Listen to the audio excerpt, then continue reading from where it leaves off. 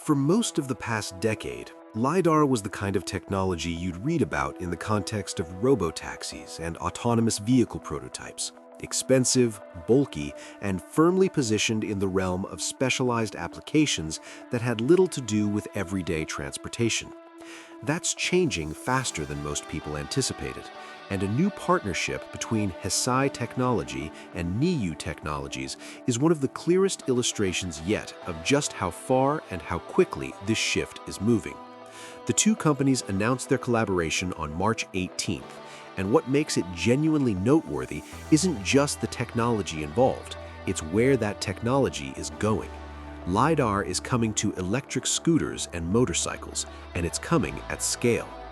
The specific sensor at the center of this partnership is Hesai's FTX, a fully solid-state blind spot LiDAR unit that has been designed from the ground up for compact applications. It will appear first on Niu's newly launched NXT2, with the higher performance NX2 electric motorcycle also confirmed to receive the same hardware. Putting LiDAR on consumer two-wheelers is not something that has happened in any meaningful way before, which makes this one of those announcements that feels like a genuine marker rather than incremental progress. The technical specifications of the FTX tell part of the story. The sensor covers up to 180 degrees horizontally and 140 degrees vertically, which gives it a remarkably wide field of awareness for a unit this size. It's been engineered to operate reliably across all weather conditions, rain, fog, low light, which matters enormously for a device that's going to live on vehicles used daily in unpredictable urban environments. Compared to earlier generations of similar sensors, resolution has more than doubled, and the unit itself is 66% lighter than what came before. That weight reduction isn't just an engineering achievement, it's a practical necessity for a product being fitted to scooters and motorcycles, where every gram added to the vehicle has implications for handling and integration. The core function the FTX serves in this application is blind spot monitoring and short-range detection, two areas where two-wheeled vehicles have historically been at their most vulnerable. Anyone who rides regularly in a city knows the specific anxiety of not knowing what's happening in the space just outside your direct line of sight, particularly when traffic is dense and speeds are low enough that hazards can materialize with very little warning time. The ability to detect pedestrians, obstacles close to the ground, and vehicles in adjacent lanes before a human rider might notice them has obvious safety implications, and those implications are amplified in the crowded urban environments where most electric scooters and motorcycles operate. Within Niu's broader perception setup, the FTX doesn't work in isolation. It feeds into an omnidirectional sensing system that also incorporates intelligent computing hardware, specifically the Sunrise series chips developed by D Robotics. The combination of capable sensing hardware and serious onboard processing creates the conditions for real-time situational awareness rather than simple proximity alerts, which is what genuine rider assistance requires.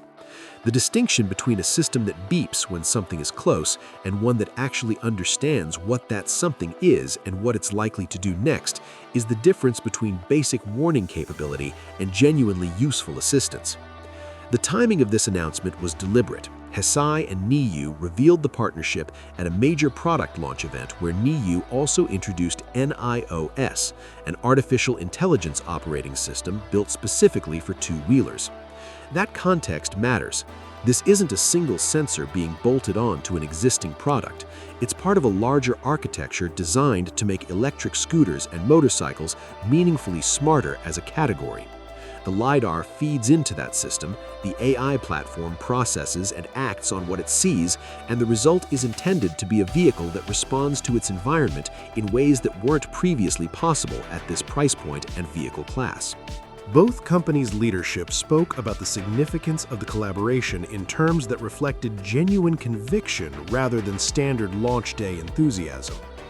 Niu's chief executive made the point that single-sensor solutions have simply stopped being adequate for urban mobility as environments become more complex and expectations for safety continue to rise. From Hesai's side, the characterization was of a new benchmark being set for the segment. the suggestion being that this won't remain unusual for long and that other manufacturers will follow. The economic story behind all of this is what makes the broader trend credible rather than aspirational. LiDAR was genuinely prohibitively expensive not long ago. Units that cost the equivalent of tens of thousands of dollars a decade ago now come in at roughly $200 per unit. That's a price reduction of around 99.5%, driven by improvements in chip integration, manufacturing processes, and the economies of scale that come with dramatically higher production volumes. When a technology drops in price by that magnitude, the question of which vehicles can justify it changes completely. It stops being a question of whether the economics work and starts being a question of when and how quickly adoption spreads. The broader market data supports the idea that this is a technology in genuine transition rather than one still waiting for its moment. By the end of 2025, LiDAR had reached roughly 19% penetration in China's passenger car market, which represents a substantial shift from the negligible figures of just a few years earlier.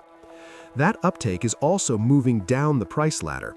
BYD has filed LiDAR as an option for its Seagull, which is a city car positioned at the accessible end of the market. Leapmotor has incorporated it into the A05, a compact electric vehicle. The pattern is consistent. Technology that enters the market at the premium end, demonstrates its value, falls in cost, and progressively becomes available across a wider range of products. For Hesai specifically, the move into two-wheelers builds on a well-established foundation in more demanding applications. The company's long-range LiDAR systems are already deployed in robo-taxi programs run by Baidu, Pony.ai, WeRide, and Zoox, applications where perception performance is mission-critical and failure carries serious consequences. Adapting that expertise to a smaller, more agile vehicle type with different requirements and a dramatically different price point is not a trivial exercise, but it demonstrates the scalability of the underlying technology in a way that a purpose-built consumer product alone wouldn't. For Niu, the partnership is a clear statement about the direction the company is taking.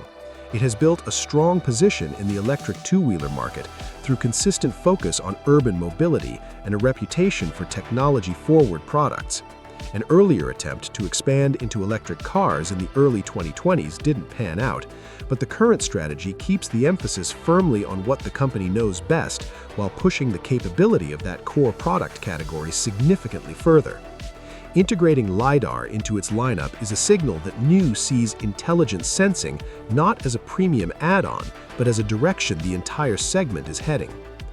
What the Hesai and Niu collaboration ultimately represents is a compression of the timeline between when advanced technology appears in specialized applications and when it reaches everyday vehicles used by ordinary people. The gap between a robotaxi sensor and a scooter sensor has closed to a degree that would have seemed implausible 5 years ago. As costs continue to fall and computational platforms continue to improve, the expectation that a two-wheeler should be able to see and understand its environment, not just move through it, will likely stop being remarkable and start being standard.